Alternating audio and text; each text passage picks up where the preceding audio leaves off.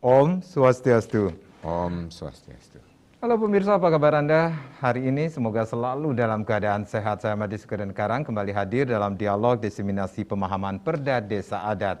Hari ini kita akan mengangkat sebuah topik yaitu tata kelola pembangunan dan keuangan desa adat. Dan tentunya sudah hadir narasumber kita yang akan kita ajak berbincang-bincang mengenai topik kita. Ada Bapak Ketut Sumarte, beliau merupakan penyarikan agung Majelis Desa Adat Provinsi Bali. Om Swastiastu Patut. Menapi katrengki. Tetap angayu bahagia, segar-oger. Segar-oger, itu yang terpenting di saat pandemi niki sendiri, Patut nggih. Harus selalu sehat. Mesti disyukuri. Nggih, Patut. Hari ini kita akan berbincang-bincang mengenai tata kelola pembangunan dan keuangan desa adat. Seberapa pentingnya ini kita berbincang atau membahas tentang tata kelola pembangunan dan keuangan desa adat niki? Nah, pembangunan dan keuangan desa adat menjadi satu unsur penting juga di dalam penguatan desa adat.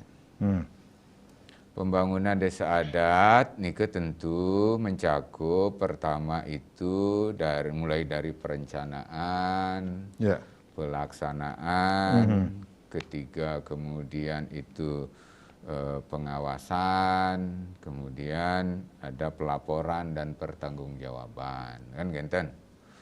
Sebenarnya niki sudah berjalan di desa adat.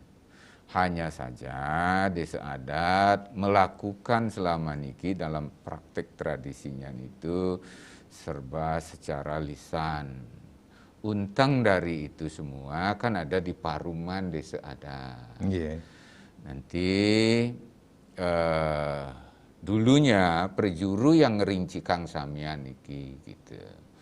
Nah sekarang dalam Peraturan Daerah Provinsi Bali nomor 4 tahun 2019 tentang desa adat di Bali, pembangunan itu yang meliputi perencanaan, pelaksanaan, pengawasan, pelaporan dan pertanggungjawaban itu terutama dalam perencanaannya selain oleh perjuru juga nanti diberikan mandat kewenangan kepada tugas ini bukan kewenangan tugas kepada sabe desa adat untuk membantu perjuru dalam perencanaan pembangunan. Tapi cakupannya baik di Pariangan, Pawongan maupun Palemahan. Itu. Jadi Sabo Desa bersama perjuru ngerincikan itu. Termasuk tugas Sabo Desa yang lain itu adalah merancang awe-gawe utawi prarem genten. Yandeng wenen nguah-nguhin awe-gawe perjurune nanti menugaskan kepada Sabo Desa untuk ngerincikan istilah adatnya itu, merencanakan, mendrafting, gitu, membuat draft rancangan, gitu, merancang gitu. Itu dia.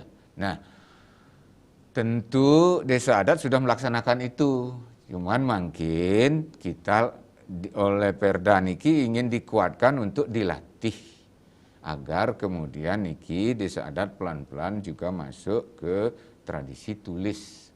Karena kita sudah berhadapan dengan generasi baru termasuk di desa adat yang menginginkan semua serba tertulis. Dan niki juga nanti akan menjadi jejak warisan kepada generasi-generasi berikutnya. Dulu awe-gawe kan juga memang awe-gawe lisan gitu. Prarem juga lisan. Tetapi sejak tahun 80-an Pemprov Bali memfasilitasi untuk ada penyuratan awe-gawe. Tujuannya apa? Agar niki terus berlanjut. Bisa generasi baru itu memahami. Dan hanya di kepala kita saja gitu. Karena niki makin transparan dia kan gitu. Nah, itu. Jadi nanti rancangan itu dibawa ke dalam paruman, disetujui di dalam paruman, kemudian dibuatkan berita acara, mangdo wenten pegangan sarang-sarang. Itu nanti perjurunya kalau bisa nempel, nak makin pun zaman WA, bahkan ada yang kemudian ngunggah ke medsos, itu bentuk dari keterbukaan, transparansi, itu dia. Nah, tentu pembangunan itu akan sangat terkait dengan keuangan. Nah, ini perencanaan itu ada dua. Ada perencanaan 5 tahunan, ada perencanaan tahunan. Yang 5 tahunan itu biasanya di dunia manajemen namanya perencanaan strategis gitu. Dalam satu periode masa bakti atau masa ayahan prejuru bersangkutan. Rata-rata wenten 5 tahun. Nah itu, tetapi kalau masa ayahan prejuru sesuai dengan dreste di awig-awig masing-masing desa adat. Wenten kalau keturunan seumur hidup, wenten juga 5 tahun, wenten 3 tahun, ada juga setahun usia masa baktinya kan. Dan malih bos-bos. Baik, patut kita rehat sejenak, nanti kita akan lanjutkan lagi bagaimana tata kelola pembangunan dan keuangan desa adat. Pemirsa jangan kemana-mana, kami akan kembali tapi tentunya setelah yang berikut ini.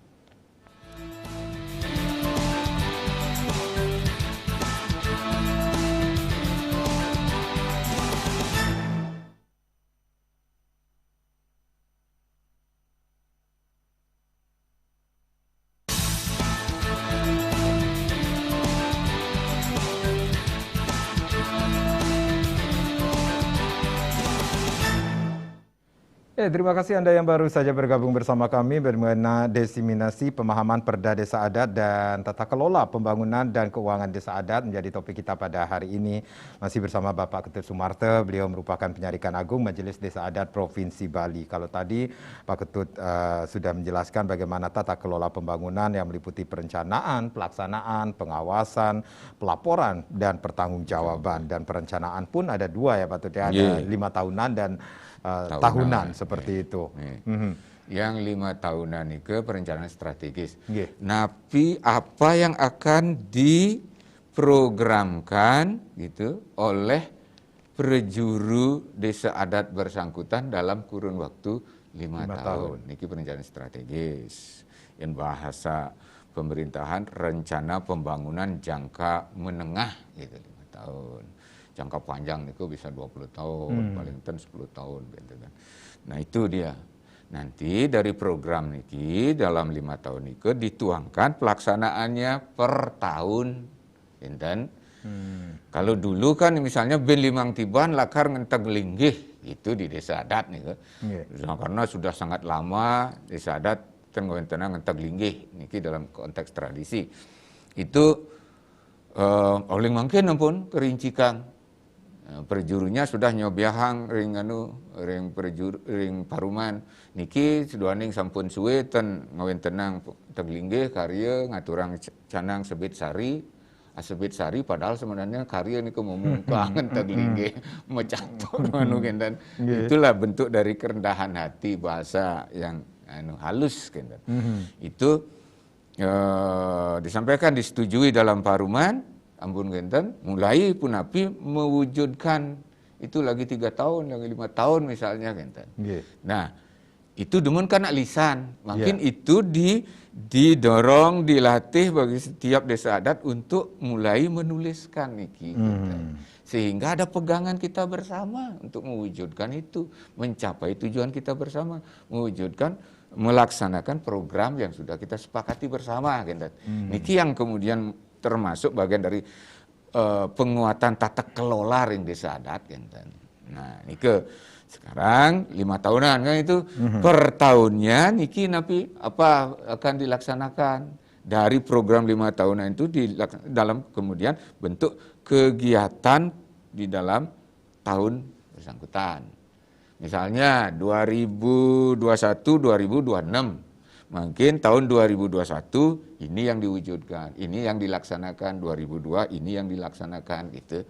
Jadi niki makin diatur mekanismenya, terutama jika memungkinkan memang untuk seluruh pembangunan ring desa adat, itu idealnya. Tetapi dalam konteks niki karena ada desa adat sekarang ada mengelola alokasi dana desa adat yang bersumber dari RAPBD semesta berencana Provinsi Bali, kan? Maka besarannya masing-masing rata itu 300 juta per desa adat. Kalau tahun lalu 300 juta ditambah 50 juta, 350 juta, kan? Yeah. Nah, niki yang sudah ada untuk per tahunnya itu ini mesti direncanakan dulu. Tapi maka desa adat itu diwajibkan nih ke karya niki demun pengerencana.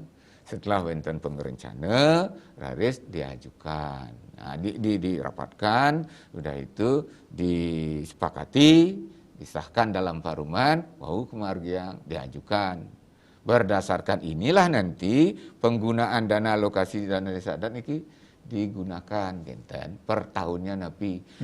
Nah, idealnya seluruh pembangunan ring desa adat kedinike. Itu dia. Wenten perencanaannya, kemudian dilaksanakan. Dalam perencanaan didampingi, dibantu oleh sabo desa, pelaksanaannya juga, pengawasannya juga gitu. Jadi niki tahun dari 2019 mulai 2020-21 niki mulai desa adat nike latihan, dan itu pun terus ada pendampingan dari Dinas PMA, sarang titiang ring majelis desa adat provinsi, ikut melakukan pendampingan langsung. Kuniki caranya mengkarya perencanaan. Mangde ini sebenarnya penyiapan nanti tata kelola baru ring desa adat memasuki era baru gitu. Era baru itu karena kita faktanya sekarang itu kerama desa adat tidak semuanya ada di wewidangan desa adat. Ada juga merantau, ada bahkan tinggal di luar pulau sampai di luar negeri.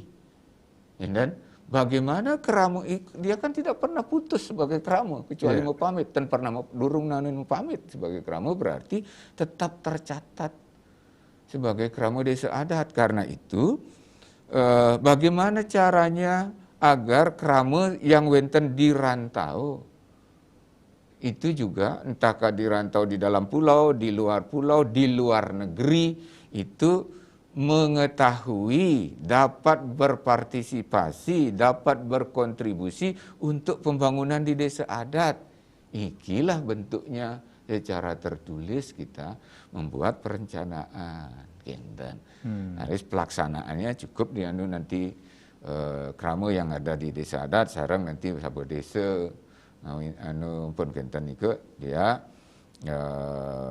melakukan pengawasan, harus pelaporan pertanggungjawabannya nike di dalam paruman gitu. Transparansi di desa adat nike dalam tata kelola desa adat yang pun memargi dreste yang ada itu adalah di paruman dia pelaporannya. Ngodalin nelasang ngemuniki, jinah kanton muniki gitu. Wajib dia dalam setiap paruman dan menyampaikan itu. Nah, itu yang disampaikan. Baik. Cuman mungkin secara tertulis dia gitu. Baik. Nah, ini seperti kata Pak Tete tadi, ada pembangunan ini erat kaitannya dengan keuangan desa adat itu sendiri. Nah, mungkin sedurung ke keuangan, pembangunan desa adat itu mencakup dua hal. Pembangunan desa adat sareng pembangunan kawasan perdesaan desa adat. Jadi ada dua hal di situ. Kawasan perdesaan desa adat itu kalau di desa-desa adat lama nike dalam Dreste Bali, wenten desa-desa adat tua nike yang namanya gebog gitu. Wenten gebog domas, gebog samas, gebog sata, gebog karubelah.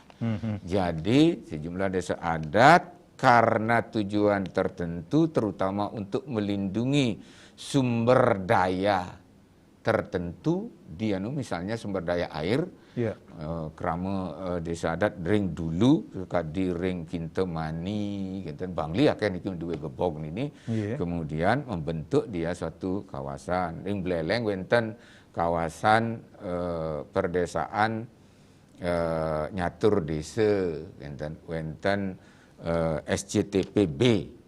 Nah, Sidetape, Cempage, Tiga Wase, Pedawa, sareng Banyusri. Nah, nike menyikiang raga karena terikat oleh tradisi kampung genten asal usul nabi genten ada ikatan bersama niki angge dia soang-soang medui awe gawinya tetapi kemudian ada hal yang disepakati bersama gitu.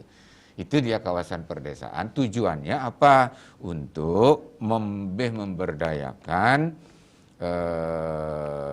aset desa adat, peduluan desa adat, benten dari ke kan macam-macam bidangan.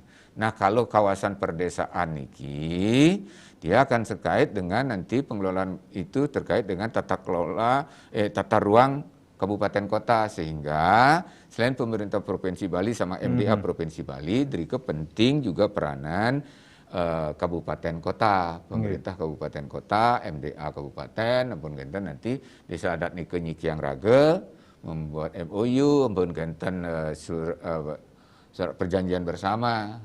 Kalau misalnya nanti karya badan usaha bersama untuk mengelola kawasan perdesaan nih ke, istilah tradisinya nih ke gebog nih ke durusang.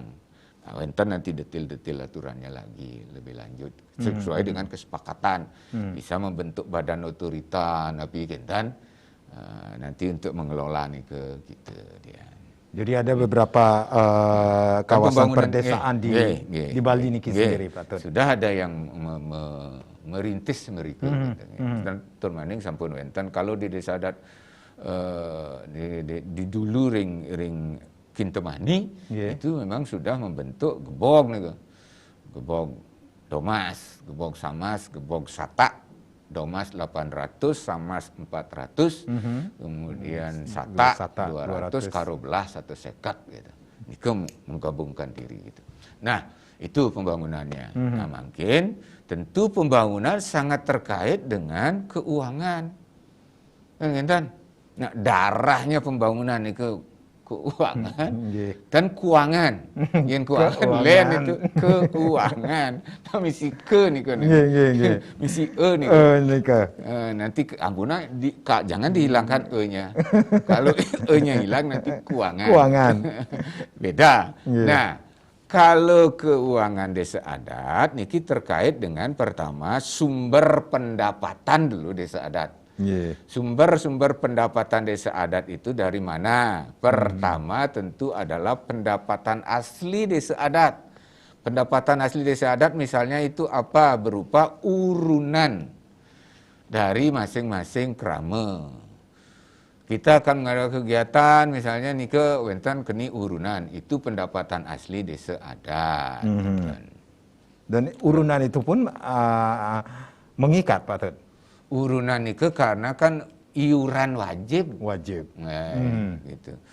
Makanya penting seperti pembahasan kita terdahulu, kita penting memajukan perekonomian adat itu agar medikang lah gitu keramane keni urunan gitu. Itu dia. Nanti beban gitu untuk menghidupi adat tradisi budaya kalau bisa dihidupi oleh sektor ekonominya itu kan sangat bagus sekali. Jadi itu dua desa adat bersama untuk ini. Ya, urunan pertama. Yang kedua dari pengelolaan pederuan desa adat. Seperti kita cerita tempoh hari tanah Tegalan mendue kemudian ada toko dikontrakkan atau dikelola itu juga nanti hasilnya itu masuk sumber pendapatan desa adat, pederuan desa adat. Ketiga, kemudian hasil pengelolaan usaha desa adat, baik di LPD maupun Bupda, bagus usaha pederuan desa adat, labdenya gitu, itu. Jadi sumber pendapatannya kan seperti LPD misalnya dari total keuntungan atau labde yang didapat oleh LPD kan 20% untuk biaya pembangunan itu ke desa adat, itu disetor ke desa adat dan nanti dicatatkan sebagai sumber pendapatan desa adat. Niki yang makanya perencanaan yang 5 tahun di dalam tahunan makin mulai dikelola itu yang namanya rencana anggaran pendapatan dan belanja desa adat gitu. Niki latihan ini karena latihan. Kalau 5 tahun lagi sudah makin saja desa adat itu sudah banyak yang sudah fasih paham Setahun dilatih, didampingi sumber daya SDM di dan desa sudah adat ada itu yang melakukannya. sarjana, profesor, wenten doktor, wenten akhirnya. Baik. Patut kita rehat sejenak, nanti kita akan lanjutkan lagi bagaimana tata kelola pembangunan dan keuangan desa adat. Pemirsa jangan kemana-mana, kami akan kembali, tapi tentunya setelah yang berikut ini.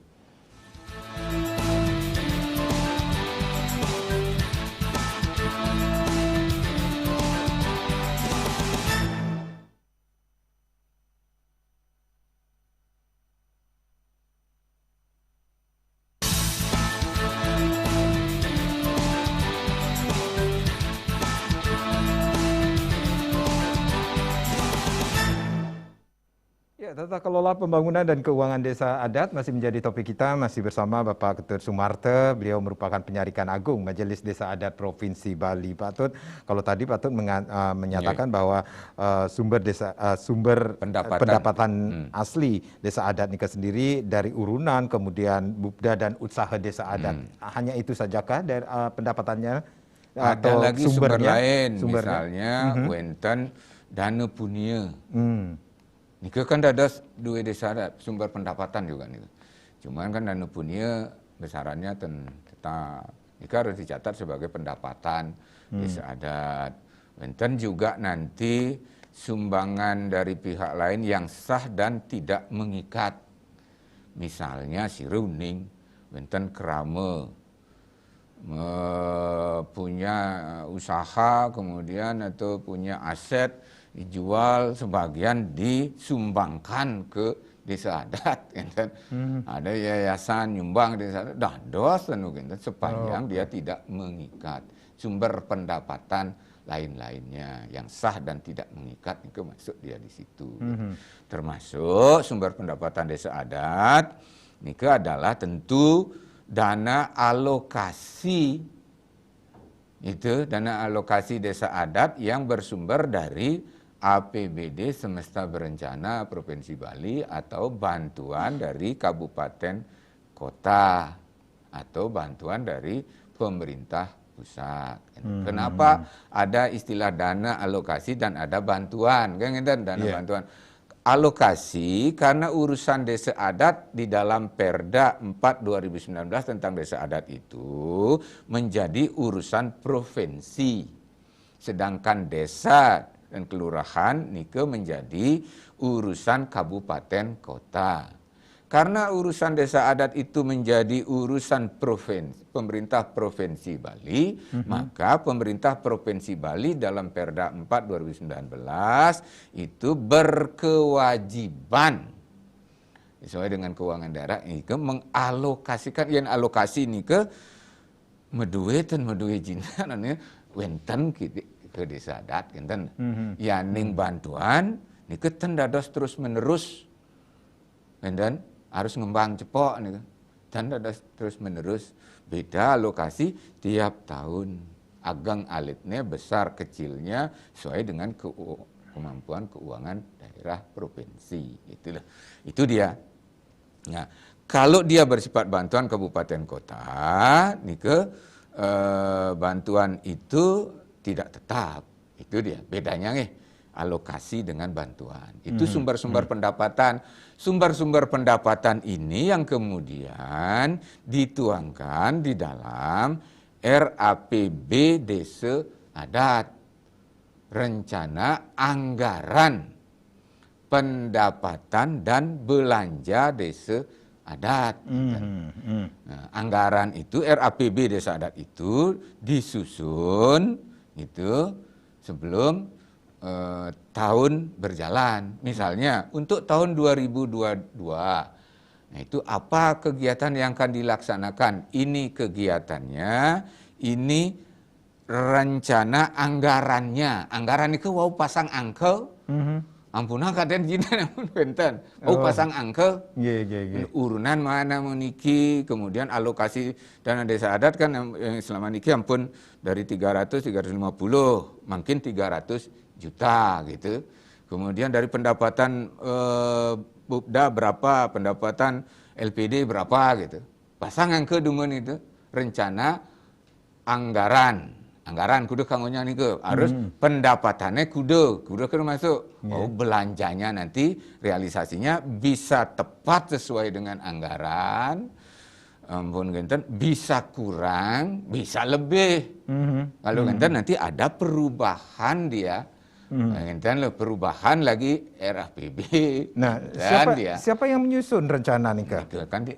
Yang menyusun itu adalah Prejuru nanti didampingi atau bersama-sama dengan Sabe Desa. Itu yang menyusun RAPB Desa Adat. Makanya salah satu tugas dari Sabe Desa itu adalah turut dalam perencanaan desa adat, rencana pembangunan, pelaksanaan, termasuk menyusun RAPB Desa Adat.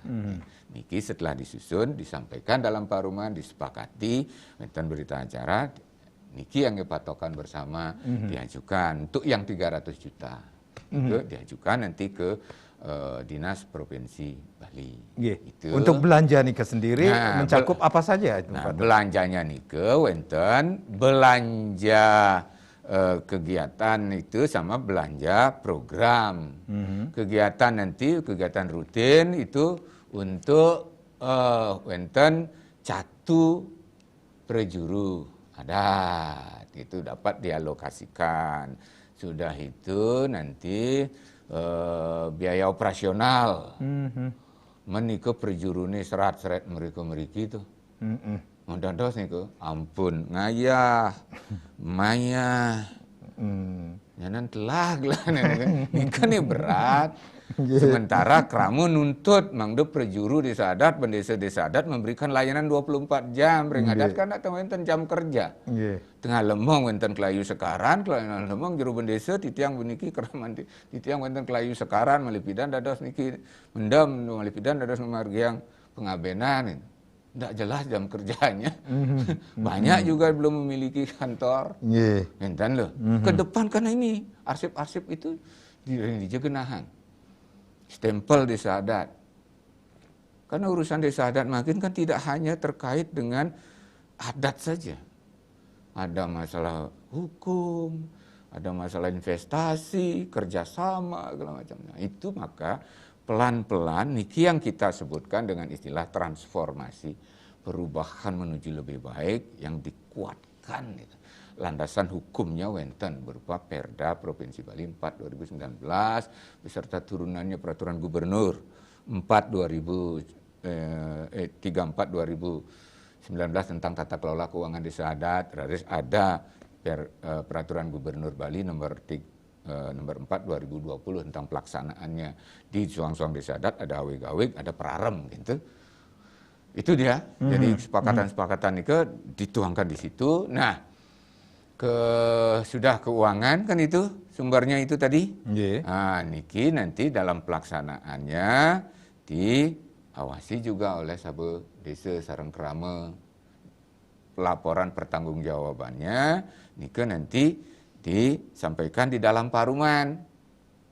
Itu untuk keseluruhan pengelolaan dari keuangan desa adat kan di paruman itu termasuk yang 300 juta dari APBD Provinsi Bali itu.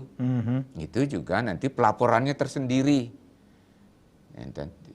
Pelaporannya tersendiri untuk disampaikan ke Dinas PMA. Jadi ada mekanisme penganggaran untuk desa adat yang bersumber dari APBD Provinsi Bali yang dialokasikan untuk urusan desa adat? Ya, ada juga kemudian untuk program di desa adat. Program di situ ada tentu saja meliputi Paryangan, Pawongan, Palemahan. Tetapi ada program wajib yang kemudian mesti diselenggarakan oleh desa adat. Misalnya nike kegiatan Bulan Bahasa Bali setiap Oktober. Karena wonten dasar perda programnya. Niki penting. Ampunang dibilang aja desa adat bareng-bareng ke kini. Desa adat itu ngurus masih nganu nike bahasa Bali. Enten nanti latih dengan lewat kegiatan Bulan Bahasa Bali ring suang-suang desa adat. Mencire cak ngangge. punah tas bahasa Bali ini macam lontar tan bisa. Kadang penglingsiri tan warisan napi pada raga sing bisa maca aksara Bali. Sing bisa bahasa Bali gitu. Penglingsiri palihang, nak ampun tenang-tenang patut ada kedituan. Mungkin kita yang ampunang gitu. Kita melatih niki. Maka bentuknya nika kan kalian negara nika niki menguatkan lewat kemudian bulan bahasa Bali itu. Mendesiminasi, memperluas penggunaannya. Kan. Yeah. Mungkin ini sudah berjalan 3 tahun, 3 kali. Itu, nah bulan bahasa Bali, ampun kenten nika menggali seni tradisi setempat yang sampun menawi sayan rarat sayan punah gitu ya, itu dihidupkan kembali. Sehingga tumbuh kesebunan, kesenian. Misalnya ada satu desa adat memiliki tari sangyang, khusus ada di desa adat itu. Karena lama sudah tidak dijalankan, ini sebaiknya dibangkitkan. Bisa dijadikan niki programnya, program wajib. Kemudian itu. Kemudian ada lagi pengelolaan sampah berbasis sumber, walaupun basisnya di desa adat, makarya nanti perarem dengan itu ada program wajib, kemudian ada program sesuai kebutuhan ring desa adat, cakupannya Pariangan, Pawongan, Palemahan, termasuk nanti peningkatan kapasitas ring krama desa adat, perjuru desa adat, lembaga-lembaga adat, kan lembaga adat nanti ada nih ke. Lembaga adat Yohane, Penggenten Kramo Istri, Pecalang, Pemangku, Serati, Pesraman gitu, seke-seke. Nah itu bisa dikuatkan, diadakan peningkatan kapasitas, pelatihan-pelatihan dari dana yang 300 juta bersumber dari ini APBD Provinsi Bali. Jadi ada untuk kegiatan operasional, ada juga untuk belanja program namanya nih gitu. Nah itu dia, sehingga kan yang ngampun genten nanti keramu desa adate, kemudian generasi baru ring adat akan sayan paham dia elingang kita ini mungkin untuk menerapkan peraturan daerah Provinsi Bali nomor 4 2019 tentang desa adat di Bali niki memerlukan waktu. Nah, memerlukan waktu ini baru diundangkan tanggal 28 Mei 2019. Dicanangkan pelaksanaannya tanggal 4 Juni 2019. Sudah dipercepat, kemudian mulai 2020. Tapi Maret 2020 ketika kita mulai gencar-gencarnya melaksanakan ini, wenten kepanjang niki kaberbahan jagat, gering agung, COVID-19, agak kenten kidik gitu. Karena kita sudah diatasi dengan virtual gitu. Kami dari majelis sering melakukan itu rapat-rapat koordinasi, paruman-paruman, sangkepan lewat virtual gitu. Maya laya istilah Balinya. Maya laya dunia maya gitu. Itu yang kita dorong sehingga makin ini dari pelatihan-pelatihan kalau kita terus melatih perjuru desa adat sarang-sarang dengan semangat kebersamaan, pares paro, gilik seguluk, pares paro, selulung sebayan take sarpane ye, titiang yakini bahwa desa adat kedepannya akan menjadi kuat dengan tatanan era baru nih. Baik, patut kita rehat kembali pemirsa, jangan kemana-mana. Tata kelola pembangunan dan keuangan desa adat akan kembali, tapi tentunya setelah yang berikut ini.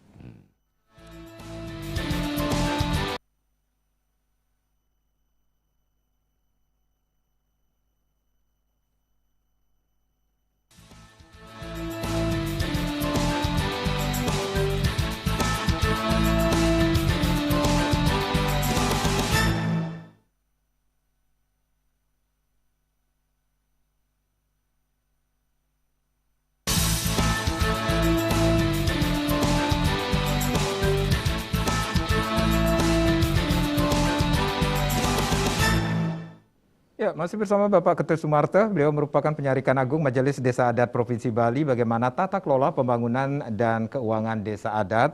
Dan yang pastinya Pak Ketut sudah menyampaikan dengan jelas kalau kita berbicara tentang penyusunan rencana pembangunan, pendapatan belanja, dan yang pastinya belanja itu mencakup belanja rutin dan program. Nah, ini adakah pendampingan dari Pemda, Pak Ketut?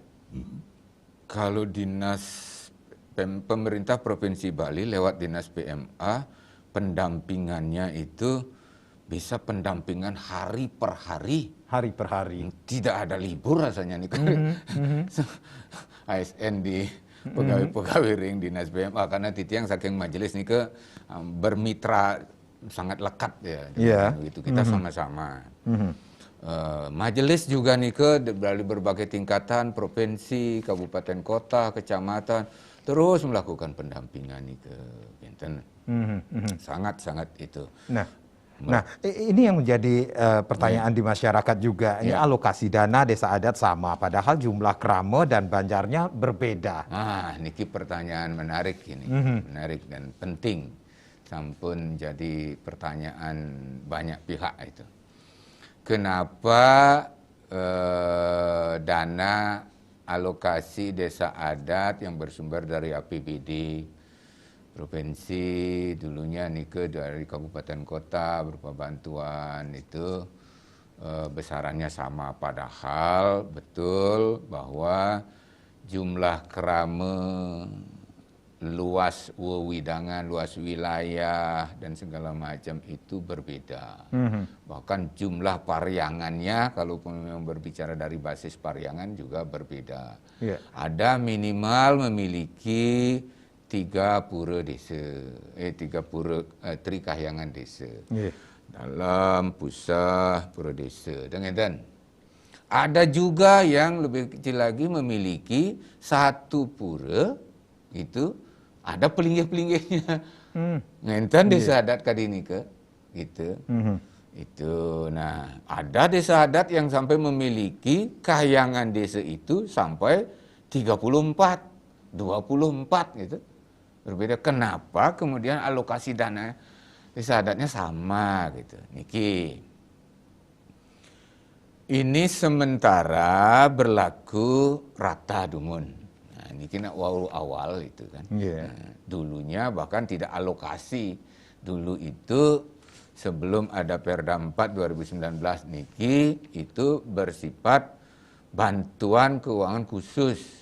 Sebelumnya lagi memang bantuan itu ke desa adat, tapi karena berlakunya Undang-Undang 6 2014 tentang desa dan Bali tidak menetapkan desa adat gitu, tidak melakukan pilihan atas desa atau desa adat, kemudian secara ex officio langsung itu adalah desa ditetapkan mendapat nomor registrasi secara nasional, maka terjadi niki kekhawatiran gimana posisi desa adat gitu. Kalau mengikuti Undang-Undang 6 2014 desa adat menjadi lembaga adat dia. Kalau di desa adat yang memiliki wilayah dijadikan lembaga adat, tidak kehilangan hak kewenangan atas wilayahnya. Kita tidak mau di Bali seperti itu. Maka kehadiran peraturan daerah Provinsi Bali nomor 4 2019 tentang desa adat di Bali ini itu melakukan pengakuan, pelindungan, penguatan, dan fasilitasi terhadap desa. Sehingga desa adat memiliki dasar regulasi turunan dari Undang-Undang Dasar Republik Indonesia pasal 18B ayat 2, kemudian tercermin di dalam pasal 236 ayat 4 dari ayat 5 dari Undang-Undang 23 2014 tentang pemerintahan daerah. Kemudian turun menjadi Peraturan Daerah Provinsi Bali nomor 4 2019 tentang desa adat di Bali. Niki rata dulu sekarang. Flat istilahnya rata. Setiap desa adat tanpa memandang luas wilayah, jumlah krama, jumlah pariangan yang harus ini sebenarnya paling anu itu kan pariangan. Ngaji pariangan itu luar biasa, itu kan, itu, nah itu rata dulu.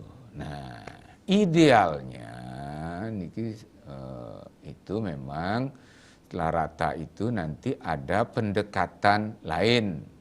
Rata 300 juta ideal niki nggih. Malih pidan bisa terwujud gitu.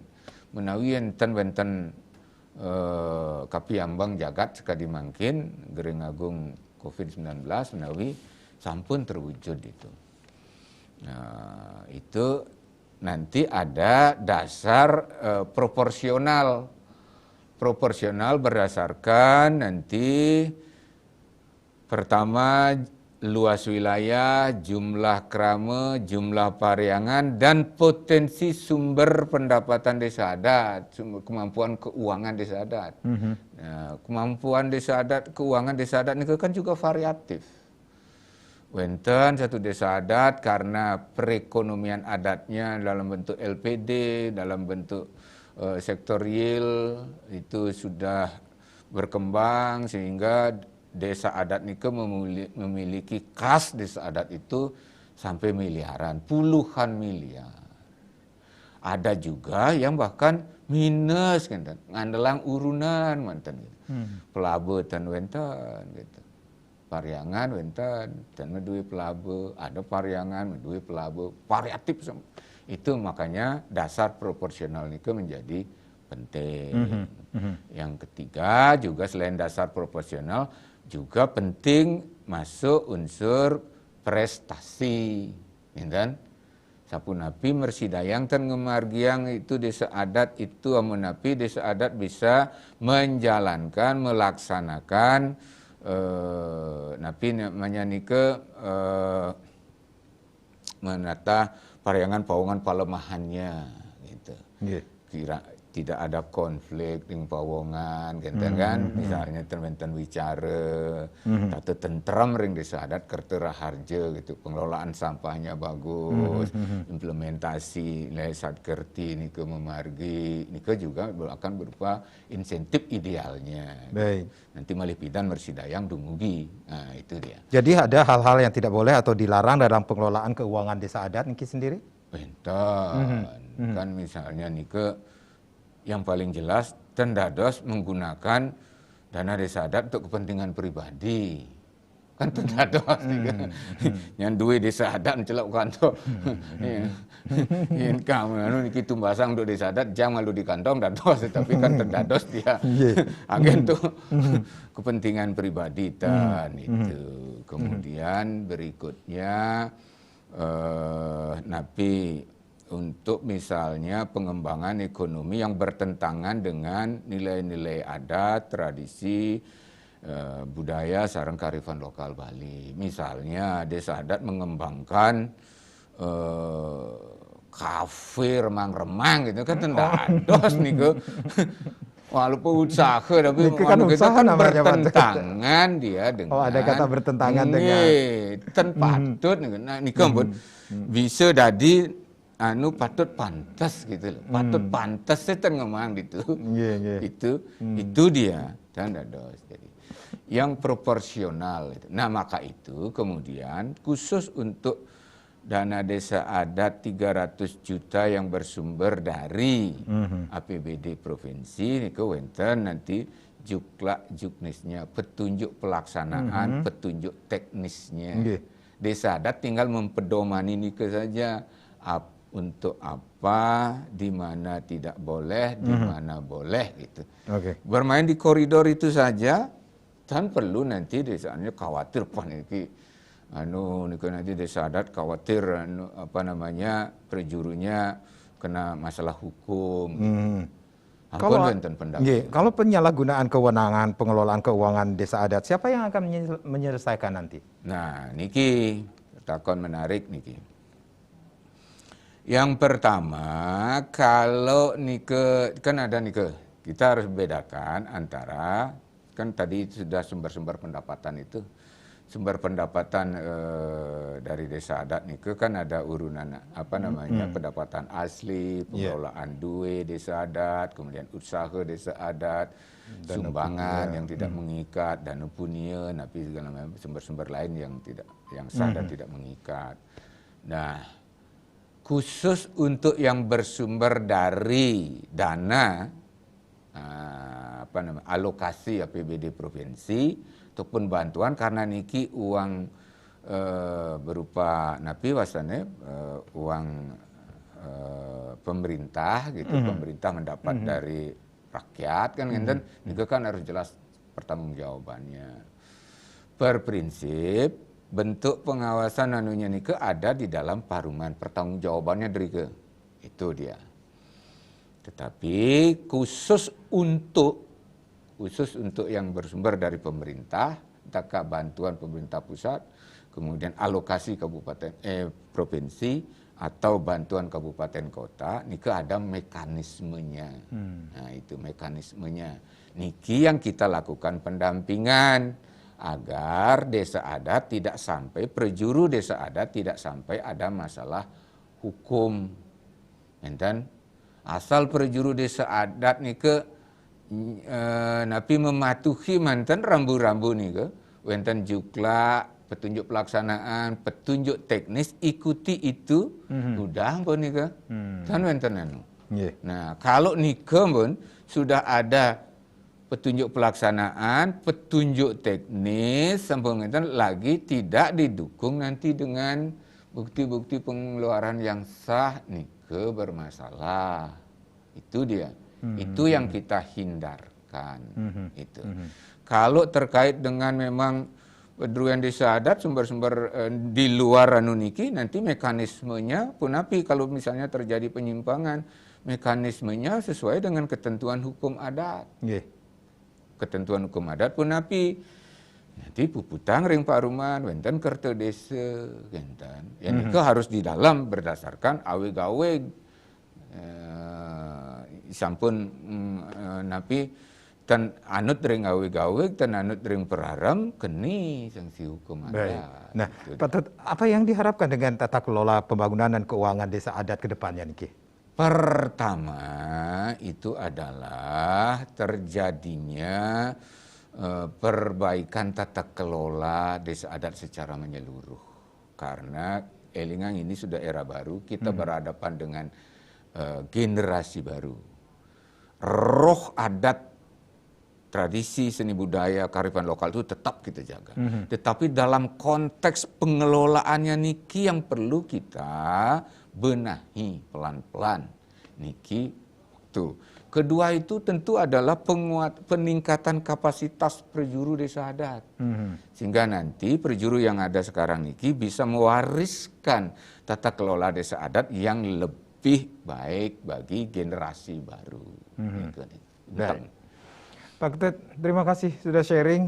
Mudah-mudahan apa yang kita berbincangkan pada hari ini memberikan manfaat nih bagi masyarakat khususnya desa adat dalam tata kelola pembangunan dan keuangan desa adat. Sekali lagi terima kasih, jaga kesehatan selalu, tetap sehat Pak Ketut. Terima kasih. Saya Madi Sugeng Karang, terima kasih. Kita berjumpa lagi di lain kesempatan.